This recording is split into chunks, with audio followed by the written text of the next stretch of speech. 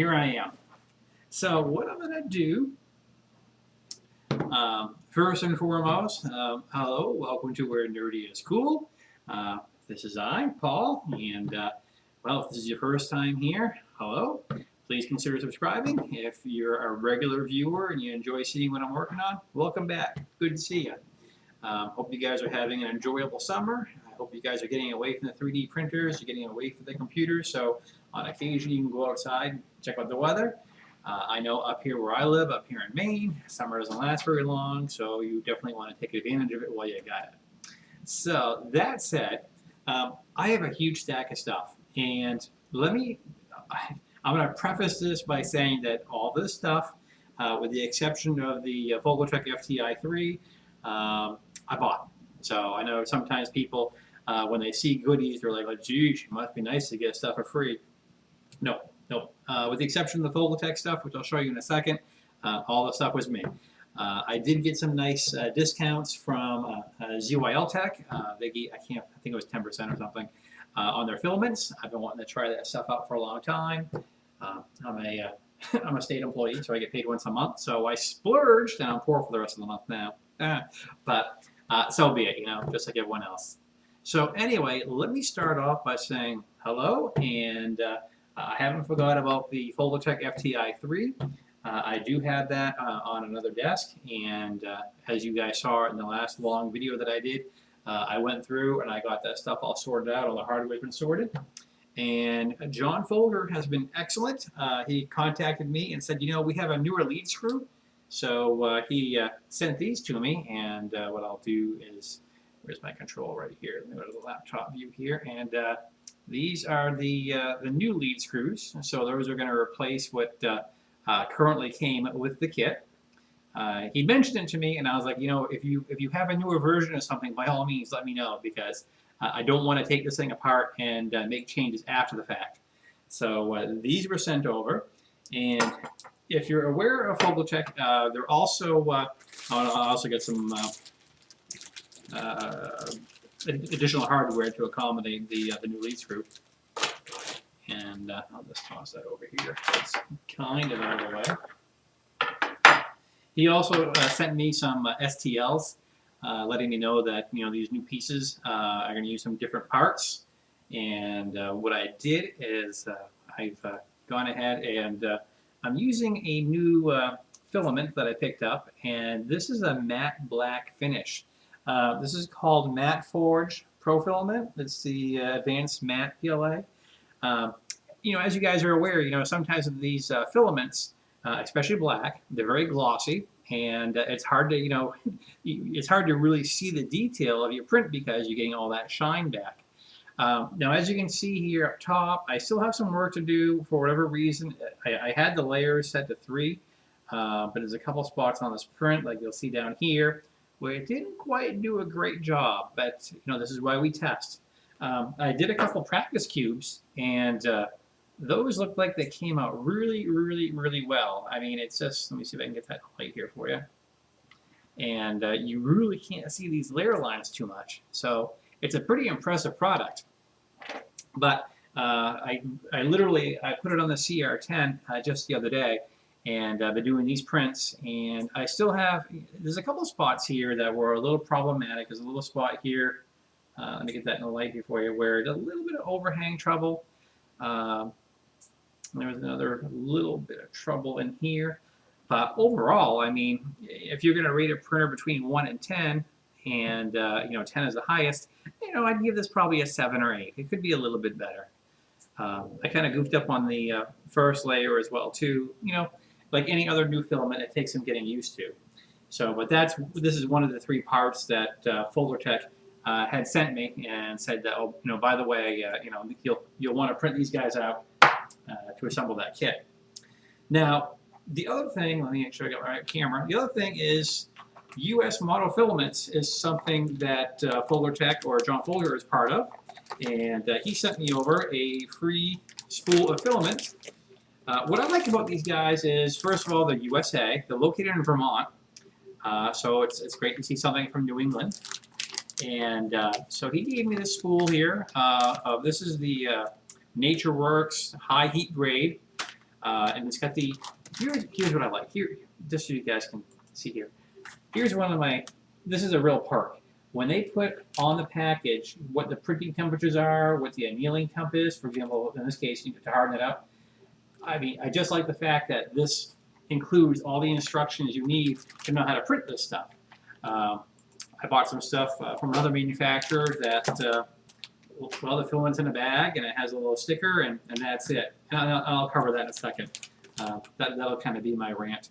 But no, so I don't think I've ever printed clear PLA, but John wanted me to give it a try and let me know what I think.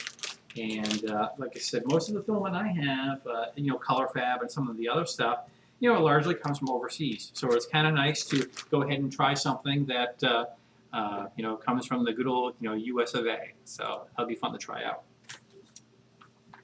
And this stuff is 1.75 millimeters, so it's not going to work on the Ultimaker. They'll have to go on the CR10s or the Tevo.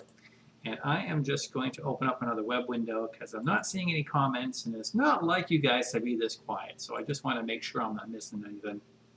So let me open up that tab real quick.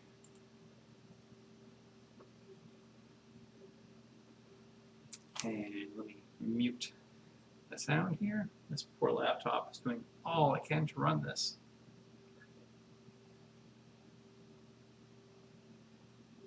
Okay, no, window number 2 is open and nobody's talking.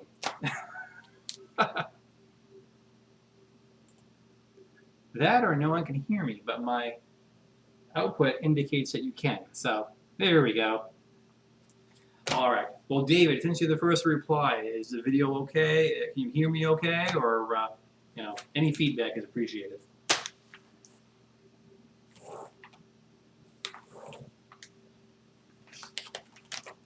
So anyway, that's this is all the FolgerTech stuff that I've received. So that's another part of the question I have for you guys, but we will get to that in just a moment.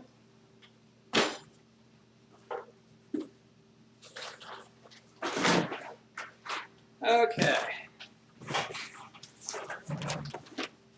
So this one, I don't order from Matterhackers very often. They're in California, and a lot of the stuff that I can get on the East Coast from a Printed Solid. A lot of the same stuff for the most part, and unless they have some of their own brands. But anyway, I've only purchased from Matterhackers, I think, once or twice. And every time, hey, Minnesota Maker. Oh, hello, guys. Yay, I'm getting feedback. So let me maintain my train of thought here, and I'll address your comments. So I don't mean to sound negative. I'm one of those people that tries to find the positive. So I've been wanting to try out PETG, and I had heard some good things about Matterhacker brand, so I thought I'd buy some. Now, I'm a little, the bag is pretty loose, and it looks like inside it's wrapped up pretty tightly with plastic. And I do see a tiny desiccant thing in here, but the one thing, let me get rid of this. Cats will enjoy that. Let me give you a laptop view. But the only thing I have here is that for information. You know, I don't have any idea of print temp, bed, you know, what should the print temp be, what should be the heated bed temp, none of that stuff. And so that's kind of a frustration. The other thing, and I know I'm being picky. The other thing is when you go to their website for the PETG Pro Series, there's not much data there either. There's a lot of questions down below where a lot of people are asking the same questions I'm thinking. How do you print it? This stuff, this is the 3mm version, so I want to use it on the Ultimaker. And from what I am hearing from others on the Ultimaker, you should basically use the same settings that the Ultimaker uses built in for CPE or even nylon. And the more I read about this stuff, because the thing I've been hearing about from everyone on the various forums has been PETG, it's the stuff to use, it's the higher temperature resistant stuff. But I'm also seeing where people have mentioned that this stuff can fracture, and when it breaks very violently.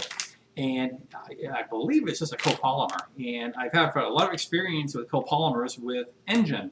So, having said that, I'm starting to suspect that the PETG, I can't wait to try it out and test it, but I'm wondering how it's going to fare compared to the ColorFabb engine product, which is also a copolymer. So, but I know that people mention that when they use this stuff, it is extremely stringy, it can be difficult to work with. So, yeah, you know, Scott, you read my mind. I've seen a lot of guys that have used this for litho paint. Now, this stuff is supposed to be the translucent kind of blue, so maybe that'd be a good use for this. So, so I'm one of those guys that, oh, did you? Dave, if you have a good source, by all means, share it out there in the buffer. But, so I'm still trying to find out what the best settings are to use for this stuff in my Ultimaker. Like I said, I've read a great deal of information on the Matterhacker page as far as questions, and I found a few videos that Matterhackers put out on their on YouTube, and they kind of ramble. They kind of like I'm doing now. No, but they kind of go on and on, but they don't really. If you're tuning in and you're trying to find out, hey, what's the print temp I should use? What do you recommend for a bed temp? Should I be messing with retraction because it's so stringy? But they weren't really hitting those questions. They just kept talking about how tough it was. They had a piece of PLA, they had a piece of PETG, and they started hitting it with a hammer, and the PETG broke first, and the PLA held up better. So they're all more confused than ever. So I'm hoping I have good luck with this, because the last time I bought PLA Pro Series from Matterhackers, the first one, the minute I unbagged it, it was starting to break and crumble. It was like a giant spool of dried up spaghetti. I would have a terrible time with it. And the second one, it was sealed up in a vacuum bag. I put it in the Ultimaker, and geez, you know, the first two prints, it was breaking in the Bowden tube. So, you know, I could have emailed them and complained about it, but I just figured, I'll just, if this series of filament is not for me, I'll just stick with ColorFabb or what else I'm using. So, hoping for the best with this.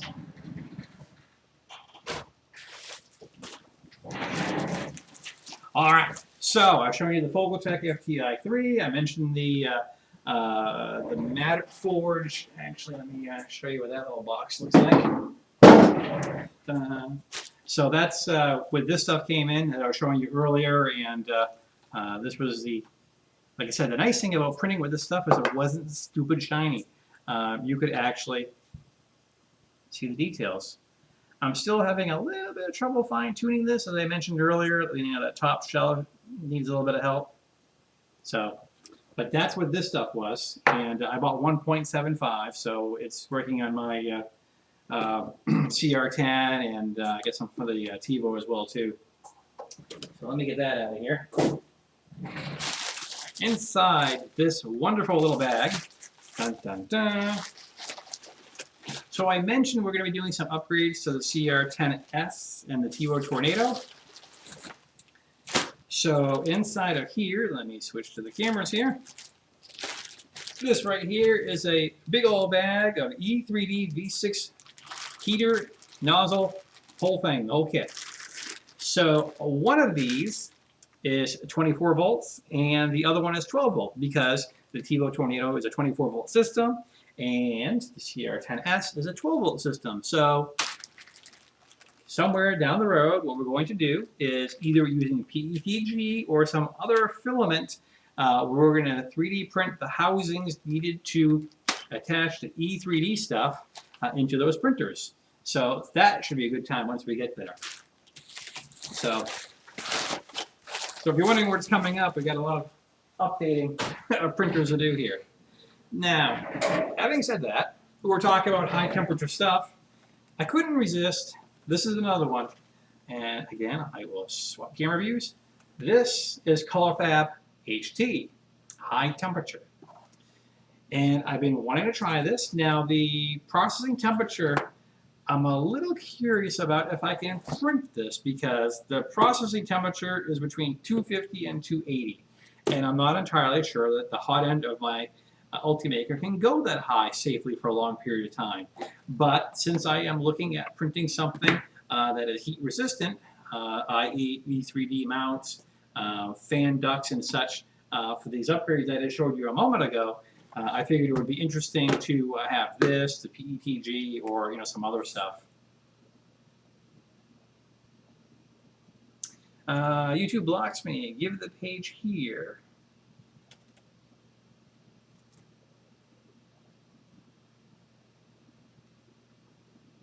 Let's see. I'm looking through your comments here and just trying to figure out. Let's see, Scott. Yeah, it just depends on which filament we're talking about here. Now, another fun one. So, like I said, so this is another on my to-do list here of trying out this filament. ColorFabb stuff has worked out pretty well for me. I've used a lot of the Engine product, and I still have some reading to do on this one. They do show on their, and I'll give ColorFabb huge credit, on their website they do list various printers and various settings. And the Ultimaker 2 Plus is on there, so with any luck this should work. Because that's one of the big things. For example, on the FT5 I need to reprint the duct. And anytime you print a fan cooling duct, you're going to be near the hot end, so you want something that's going to survive being near the hot end. So that's where I really enjoy PLA, but the shape of that duct is pretty tricky for some of these other materials. So having some other stuff to choose from should help. All right, now showing you that. This next one is really cool.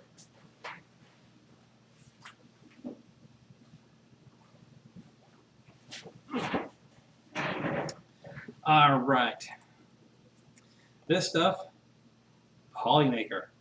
Now, since I printed Groot, everybody has been saying, can you do it in a wood filament? And I've been reading and reading and reading, and I know people have a real hard time with wood filaments. So I decided to give this Polywood PLA a try. Now, what I'm finding, and I'm sure you guys are finding too, especially you guys that are doing 3D printing like I am, if you're going to use experimental filaments, sometimes it's really hard to find out what specs to use, especially given so many different printers on the market. So this stuff I currently have in the Ultimaker right now. I've been doing a couple prints. Now, it doesn't have any wood in it. It basically imitates wood. And here's what it looks like.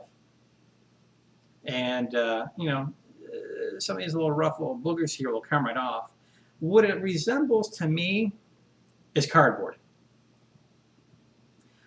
But what I would like to do is I would really like to be able to do a Groot in this filament because, of course, Groot is made of wood. So some of these little... So what I'm finding is most everything that I print with PLA tends to be in the 205, 210 realm of temperature. And when I tried that, I got a pretty messy print with this guy. I've been getting some good test cubes, but when I started doing stuff like the robot, where we're doing a lot of testing with overhangs, it was going a little bit rougher. So I have lowered the temperature down to 195, and I have never had a filament that prints well, that cool. And so far, this little guy, it's the best of the bunch I've done. I still want to try to dial it in a little bit more before I invest the time in a Groot. But this stuff is really weird. It's a really small spool. I got it on the back of the Ultimaker, so I can't show you. But it's really interesting stuff. So if you've been wondering about printing with wood or wood-filled filaments, and you've been hearing stuff about clogged nozzles, and that was one of the things that had me concerned. I did see a lot of posts where people were saying, this one clogged my nozzle, this one didn't print well, this one was stringy. But this one, the stuff that I had read and seen videos on, looked pretty good. It's just, again, it's hard to dial in. I've been referring to two videos. One guy printed very well at 225 degrees. One guy printed really well at 195. So that's a pretty wide variance. So I'm going to keep on experimenting, and when I'm happy with the results of these overhangs, then we'll give Groot a try. So that's Polymaker Polywood. That's something else I've been messing with. Okay, so a while back, we did not so much just a review, but we did an assembly video with ZYL Tech. Remember, we got hold of their CR10 frame brace, which basically is kind of a rectangular extension, off the top piece for added stability. They had given me a coupon code. They had said, hey, if you want to try some of our other stuff out, here you go. And I decided, well, let me take advantage of that offer.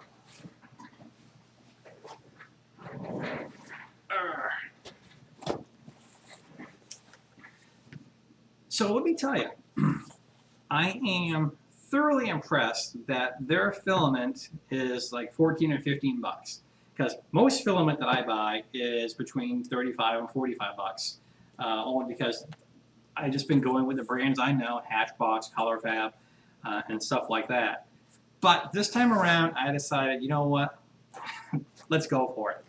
So all of this stuff is 1.75 millimeter. This red one right here is PETG. So that means I have 2 brands of PETG to mess around with and try. And all these guys are a PLA. Now, they have this new silver one that looks quite interesting. The blue, I'm just a sucker for, how bright some of these colors are. And I was talking to my girlfriend, and she was like, we really need some different colors down here, because a lot of the colors we had were just, white, yellow, and a few others. So we decided it was time to expand the color offerings. The orange, again, to me, it's a very BB-8 orange. I like it. Here's another cool thing. Remember how I was venting about the Matterhacker having almost no information about their filament? Here's what's cool. Each box has the specifications, important tips, and how to print it. That, I feel, is good customer service. So yeah, so I got, I have a soft spot for orange filament, again, for the BB-8 project. And orange to me is just one of those cool colors. So yeah, so at 14, 15 bucks a pop, I couldn't resist going crazy with these. Christina picked out this bizarre purple. I know. You guys are thinking, oh sure, blame the girlfriend for the cute purple color. No, she picked it, honest. And I want to say one of the guys just did a review on this silver metallic. I think it was Uncle Jesse. And it definitely has a neat shine to it. So for one of the first times that I can remember, I seem to have way more 1.75 millimeter filament than I do 3 millimeter filament. Let's get this stuff out of here. And I also need to get a new storage rack. If I aim the laptop view over here, you can see that the shelving. I have some of my spare R2D2 parts up top, but that shelf here was 3 millimeter filament. This one down here is 1.75. And for colors, I largely have giant spools of white for the BB-8 pieces. And that great big stack over there, a little further over, where's my finger right here? That's all Hatchbox white. So, all right. So let me catch up to the chat buffer because a couple of you guys have asked some cool questions. Hello, PT3D. How you doing, Clyde? Let's see. I see Todd has joined us. Hello, Todd. Let's see. David, Matterhacker filament review and information. Yep, exactly. That's where I've had to resort to find some of the information about PETG.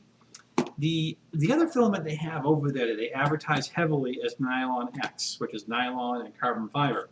And I've been really curious about that one.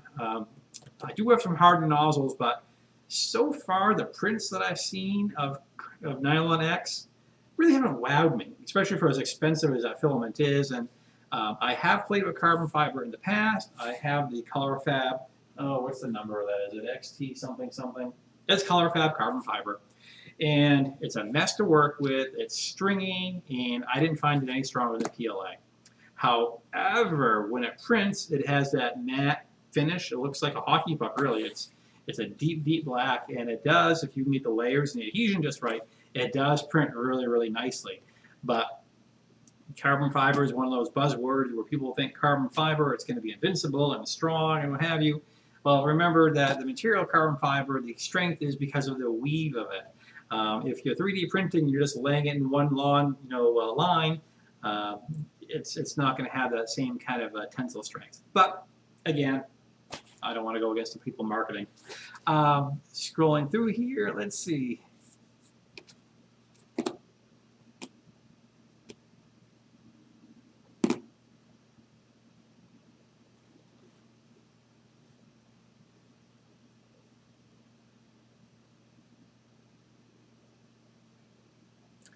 What do I do with white filament? Well, there's someone over my right shoulder that comes to mind. Yeah, the white filament, I have so much of it because the BB-8 parts and pieces. White is notoriously brutal to print with because, quite frankly, it shows everything. Yeah, so what I've done is whenever there's been sales, I have stocked up on it. I have the 2 kilogram rolls, which are monsters. It's sometimes tough to get those guys onto a spool holder that can handle them. That's why I keep a steady supply of 608Z ball bearings for the various set-down type spool holders. But yeah, that's why I have all that white over there. This one, I'm sorry, I kind of got sidetracked here when I was looking at questions. This right here is the, let me take that out of the, boy, that's a nice red. So that is the PETG. And this is, yeah, these are 1 kilogram spools, so, not this teeny weeny stuff.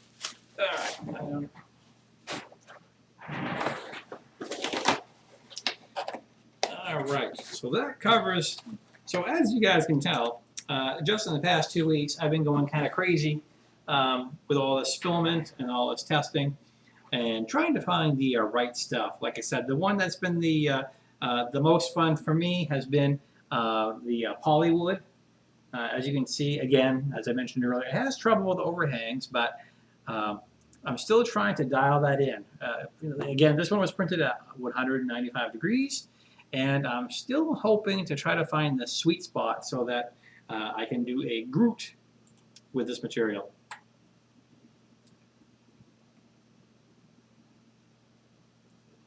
Okay, let me just make sure I'm not missing anything in the chat buffer. Nope. But so now that I have all the parts and pieces that I need to start on the FolgerTech I3 Mega, and especially since now that I have the new lead screws, and again, if you're just joining in, let me just kind of recap a little bit here. One of the things that I picked up, and I don't know if this camera is going to pick it up as well as the other one. This is the Matterhackers Pro Series. This is a black, actually, let me go to the laptop camera. That one tends to do a little bit better. This is that black filament. It's matte. And, as you guys know, if you guys print with black filament, sometimes it's super reflective and shiny and not quite the effect you're looking for. I still have a little bit of work to do in Simplify 3D to get this to print just right. I had posted in a couple of the forums I frequent saying, hey, is anyone else using this filament? Do you have a Simplify 3D profile we can share, etc., etc.? A couple of the trouble spots that I saw right off were, and if I can get the reflection here, let's see, make my finger, the overhangs. That's going to be a little tough to get the nut in there. But overall, it didn't do a terrible job, but like I said, that top layer definitely needs some work. And if this is going to be a piece on the front of the printer that's going to be exposed, we want it to look nice.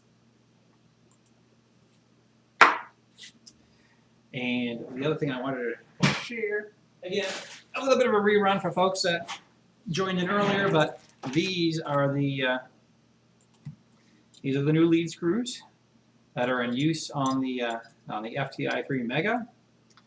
John Folger had mentioned that this was going to be their new, and he also included the couplers and other pieces of hardware I would need. But he was kind enough to send that over, as well as that sample of the US Monofilaments filament. Because as you guys know, when I do a 3D printer kit, I really, really, really want to make sure I have all the latest and greatest hardware, because I really, really hate taking stuff apart and then installing new stuff. I'm upgrading is fine, but you know, it's a little bit easier on the Tevo and on the CR10 and the Ultimaker, whereas on the FolgerTech FT5 and of course the FT-i3, I really don't want to go taking apart T-nuts and stuff like that, because as Claude can vouch, it's a whole lot of fun chasing those little T-nuts and screws and doing all those things, you know, getting things back together. So that is kind of my vlog update. That's kind of, this is kind of my replacement for my regular video I would do every week and post on the weekend or on a Friday night. So I usually try to get them out. But that's all the fun stuff that I've been working on. The Tevo has been working pretty well.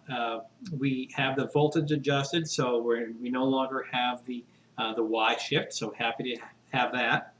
The other thing that showed up is I have a whole box full of prox sensors, and these are more of the same.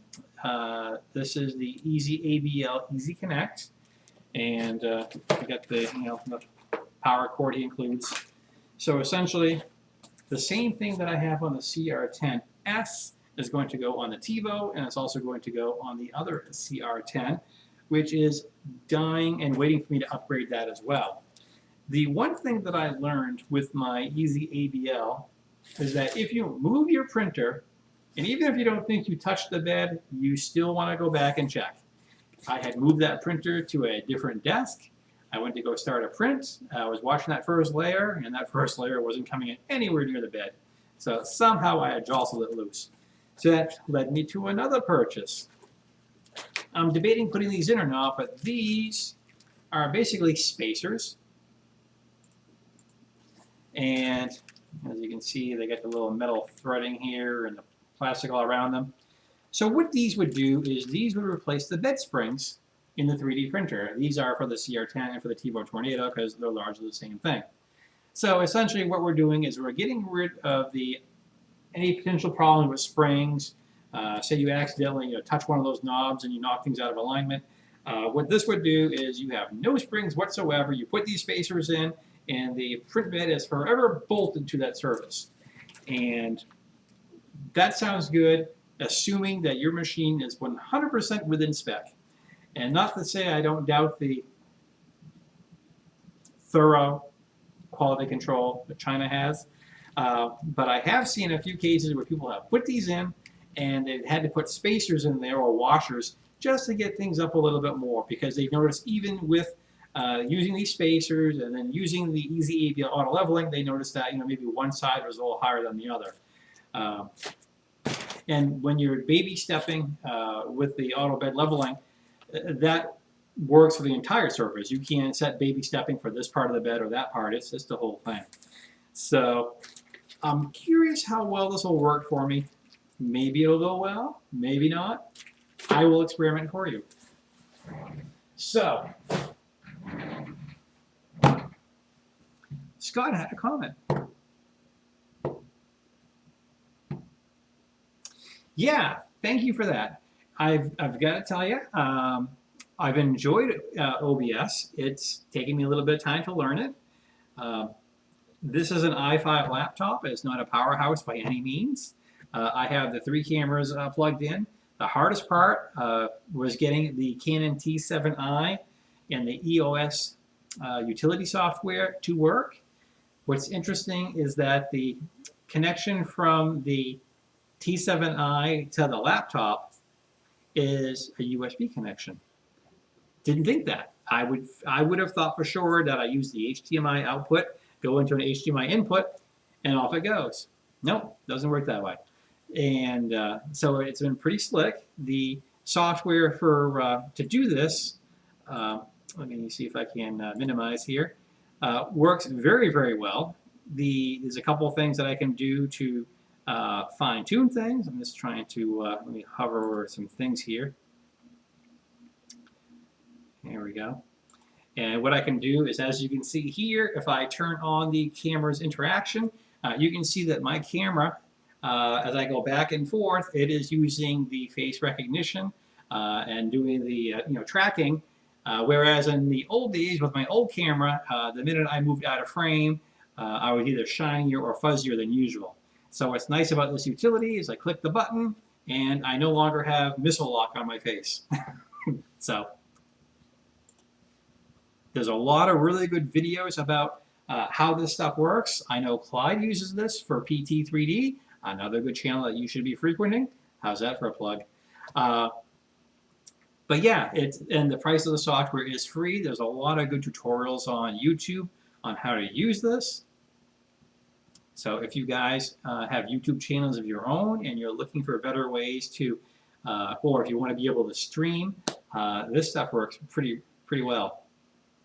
And let me look through the comment section one more time.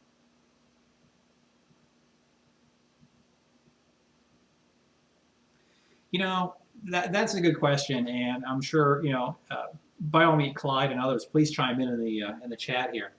I think bed leveling is one of the biggest challenges for all of us, whether you are a new user or an experienced user, because it's just one of those things that there are people that are going to tell you that once they have it leveled, they never worry about it again. You know, that's nice. I still notice that I sometimes struggle with it, only because every printer has their own quirks. The Ultimaker has 3-point bed leveling, and that works pretty well. The Tevo Tornado, my frustration with the Tevo is that you have these knobs, and what happens is that sometimes the screw inside here spins, so it doesn't really raise the bed. It just spins in rotation. Bad design.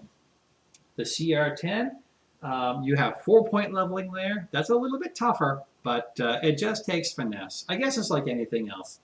I guess the best analogy I could give you is it's like riding a motorcycle. There are some motorcycles where going through the gears is really simple, and every now and then you get a motorcycle that has a hydraulic clutch or some other stuff that sometimes is a struggle.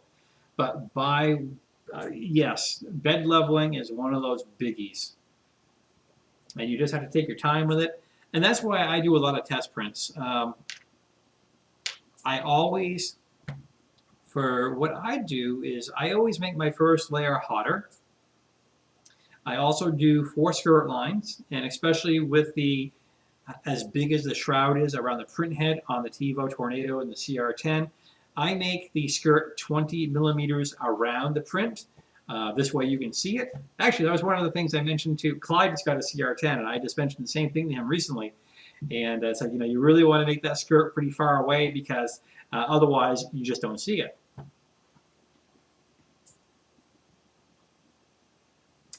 Scott, you've really hit it on the head, and I did that. I put a lock washer on the bottom, thinking that would pinch it enough.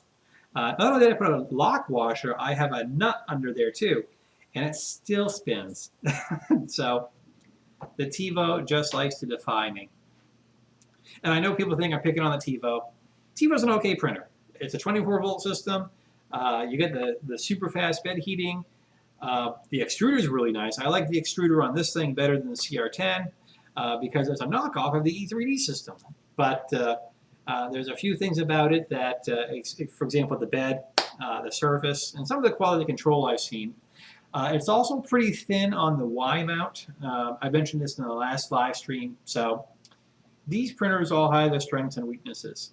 Again, I'm going to mention my friend Clyde because I know Clyde so well, but you know, we're playing with these inexpensive printers because we can't afford to have a whole pile of Ultimaker 3s. We can't afford to have a couple raised 3Ds.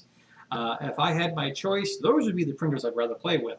But due to my budget and due to my sense of adventure, I've been going with these inexpensive printers and hoping for the best.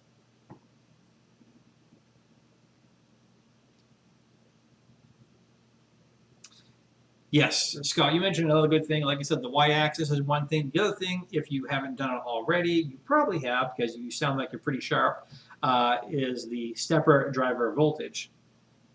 And that's not just on the Tevo. I know I had to play around with mine on the FT5. I think Clyde at PT3D is still messing with one of his stepper drivers. I can't remember if it was your Y? I think it was your y-axis as well too. So. And let's take a peek here. because what I'm going to do is I'm going to put this to rebroadcast. I do love making my weekly video, but the one thing is that, well, a couple of things. It's summer, so I've been getting out quite a bit on the weekends. And then during the weeknights, I've been a bad guy. I love the DS World Flight Simulator, so I've been doing a lot of that. And as you guys have seen in the live streams, we've been taking up the A10, the Harrier, and the graphics on that game are just phenomenal. As a matter of fact, we'll be doing a live stream of a mission tonight, and that will be with my friend Larry. And we're going to be taking A10s to an enemy base that has a surface-to-air missile setup. We need to knock out the air defenses because a B-52 is heading over, and, well, you can't have a B-52 fly into a heavily defended airbase. So that will be some of the live streaming I'll be doing later tonight. And I'm going to scroll here to see if I've missed anything. So, do you guys have any questions for me? The floor is open. What topic would you like to discuss? And tell you what, because we have about a 13-second lag, I'm going to sip on some water.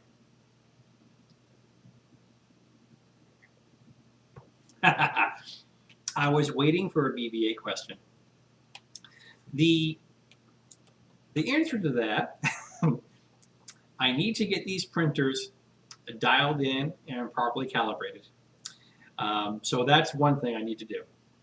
The next thing I want to do is I want to replace the stock nozzles. The stock nozzles have worked well. Everything that I've done with the big pieces has worked really well. But I really want to get the E3D set up on the Tevo and on the CR10. And I need to do some additional mechanical calibration because I need to make sure that if I print a piece that's supposed to be, say, 5 inches long by 5 inches, I need to make sure that the print that comes off of that thing measures the spec. Because when you're working on something as large as BB-8, all those pieces have to come together and make contact. And I've seen it where a couple of builders have printed all these very large pieces and wound up with gaps in between them. And the solution for some of them has been to print at 101%, sometimes printing at different temperatures, sometimes different materials. So what I'm trying to do is I'm trying to learn from the mistakes that others have made, or rather the experiences that other people have had. I don't want to say they made any mistakes, but they're certainly learning as they go. So if I could take advantage of the knowledge they share, then when I'm ready to crank a lot of large prints off all these, well, what have I got? 4 large scale, well, sorry, the other one's sitting here in pieces. 5 large scale printers, I can crank those guys out at a fairly good clip, knowing that they're all within spec. So that's the only thing that's holding me up. The second thing holding me up, well, is a frame and a drive system. The drive system is the most expensive part of the BB-8. And Kerry Crispy is one of our gurus in the BB-8 Builders Club, and he has a drive system that's currently in beta testing. There's a couple people that are building it, and as soon as he has good information that it's set to go, then that will be the one I will use. Oh, Todd, well, geez, yeah, if you didn't know already, I have my Paul's R2D2 or Paul's Projects, and that was an outgrowth of my blog, and that documented, well, mostly my R2D2 build, but a lot of the things I found along the way. I think, yep, he beat me to it. I know that Clyde at PT3D, once again, if you haven't checked out PT3D, feel free to do so. He's a good friend of mine. He lives not that far away from me. He could definitely use some subscribers. He posts some good stuff. Occasionally he has some interesting guest stars, like me. But yeah, please show Clyde some love and give PT3D, subscribe and give him a like. But yeah, he's also working on an R2D2, a 3D printed one. I've thought about doing that, but right now I got so many things on my dream sheet. You know, the BB-8 I want to get done. I think all of us that have large-scale 3D printers have looked at Iron Man and said, yeah, I got to print the suit. The RoboCop is one of my favorites from when I was a kid. I wanted to print one of those. So there's so many things that I want to do. But again, from what I've seen what other people are printing, especially a lot of large pieces, you really want to make sure you get that calibration just right. As a matter of fact, and let me give myself a real plug here real quick, First of all, if you're not a subscriber, you should be a subscriber. You should hit that button. Where is it? I think it's over here in this corner. I can't tell because it reverses the image here. I think over there is what you want to click on. Also, Rocketeer Jetpack is a good one. Yep. Also, if you enjoy the content I produce, if you wish to support me at patreon.com/where nerdy is cool. There are options where you can do so. You can do $1 a month or $5 a month. If you do the $5 one, every time I do a video, a couple days later, I do a follow-up video called After the Upload, where I cover not only the early feedback to the video, but some of the stuff that didn't make it in. So if you want to help me out, if you enjoy what I'm doing, and you kind of want to give me an attaboy, that is one way you can do so. Anyway, plugging aside, the Rocketeer Jetpack, yep, that's another good one. I don't think like I said, I got one R2D2, so I don't think I need to print another one. Not yet, anyway. It's warm down here, and I'm squirming in my chair. All right, so how am I doing in time down here? It's warm down here, plus all these lights.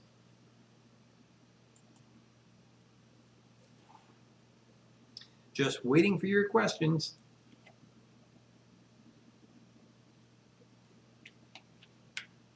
Oh, they're scrolling up here. Yes, yeah, definitely. I wouldn't mind coming down to Ellsworth again there to hang out with you and do a live stream with you guys. There is the Down East Fantasy Con is going to be going on, not this weekend, but the following weekend. So if you are in the Maine area, this is going to be going on in Ellsworth. I know they're going to have a lot of, there's not going to be so much a sci-fi con. It's going to be more fantasy aimed at, but he's asked me to be there. So I'm going to have Where Nerdy is Cool there. I'm not going to have any 3D printers with me because it's a pain to carry them. If my van will cooperate, I'll have my R2D2 with me. So if you're in the area, if you are watching this and you live in Maine and you're looking for a fun, family-friendly event, it's going to be at the Ellsworth Vermont Inn, and that is on the, trying to believe, the 21st and the 22nd, Saturday and Sunday. So I will be there. Oh, cool. You gained a subscriber. That's awesome.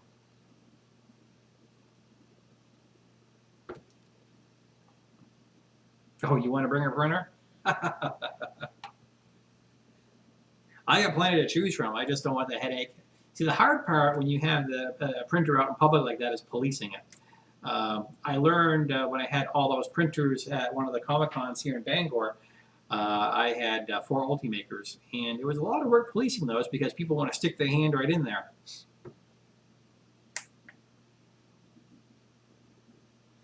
So I'm sticking with easy. I'll probably bring the large screen TV, connect to the Wi-Fi, play a couple of our videos from here, and take it from there. Maybe do some live shots as well too. I'll bring the equipment. So what I'm going to do now is I'm going to say thank you guys for watching. I'm going to wrap this up. Now, just so you're aware, if you didn't already see notifications, I'm on Facebook as Where Nerdy is Cool. I also post photographs and little teasers of what's going on Instagram. That is also Where Nerdy is Cool. And as you can imagine, I have a website that is called wherenerdyiscool.com, and that's where I have and I post little links to all the latest videos that you can watch online. So I thank you guys for watching. I hope you enjoyed this was a little bit different. I was just going to do a video, do a quick edit, and put it online, but I thought, it might be a little bit more fun to do kind of something interactive. And I know a lot of people like the video blog, so I thought, well, let's go with a live version of a video log. So I had this great big stack of stuff that I thought would be kind of fun to share with you guys, all that filament that showed up and some of the test prints I've been working on and some of the parts and pieces for upgrades. So that's what's coming up. I don't know what my next video is going to be about. I'm really debating whether I should just start working on that FT-i3 Mega or if I should do the EZBL and get that installed on the Tevo Tornado. So I'm kind of torn between the two. Which do I want to do first? I think the EZBL would go together fairly quickly. And on the other hand, it'd be really fun to get a good start on that new printer that FolgerTech technology sent over. So I'll let you guys tell me what you think I should do in the comment section below. Let me know what you think. Should we start cranking away on that new printer, or will I have this thing sitting here, do an upgrade to it?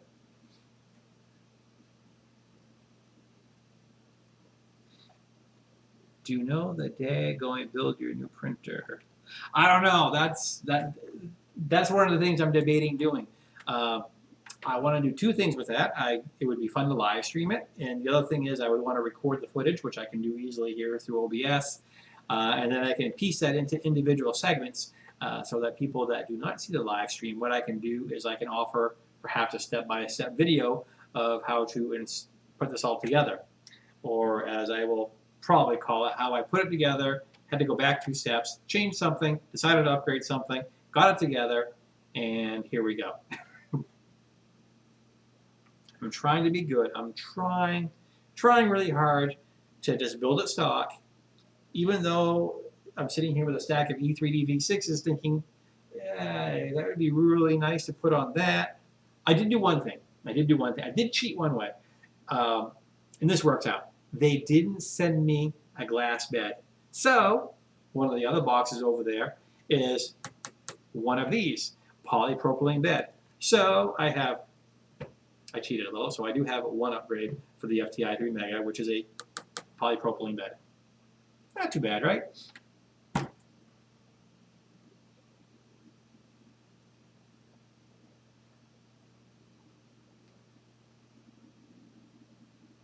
Scrolling through here to see what we have for comments. Dun, dun, dun. Hey, I'm caught up. I didn't miss anybody. Sweet.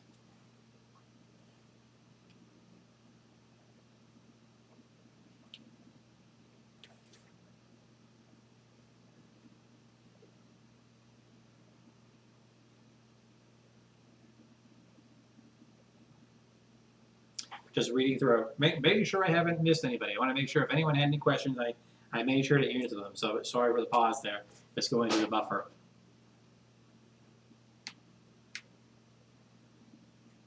Thank you, Minnesota Maker. Good to see you.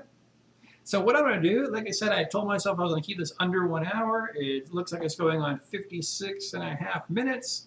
So I'm going to wind this one down. As I mentioned earlier, if you want to support me, you can do so at patreon.com/wherenerdyiscool. I know I sound like a broken record, but if I see other people getting help, why can't I? No, but you know, I can pitch it, right? So I hope you guys are enjoying the content. I enjoy getting your feedback and comments and emails. I'm getting a lot of messages through Facebook. I'm getting a lot through Instagram of all things. I haven't had a lot of negative comments. There's always that one person that gives me a thumb down. Whatever. It's probably my mom. That'd be something she would do. But yeah, like I said, I think so far the channel has been going well. The subscriber numbers are going up. We're close to 1,000. I want to say we're at 800 and I've lost track, 849 or something like that. So we're slowly getting there. It's really started to pick up here since January. So I hope I'm providing you with some good entertainment. I hope you guys find my messages uplifting. And I try not to be one of those Debbie Downer negative types. I try to have fun and keep it interesting. So, that said, I'm going to shut this down. I thank you guys for watching. Until the next one, stay nerdy. Have a good night, guys.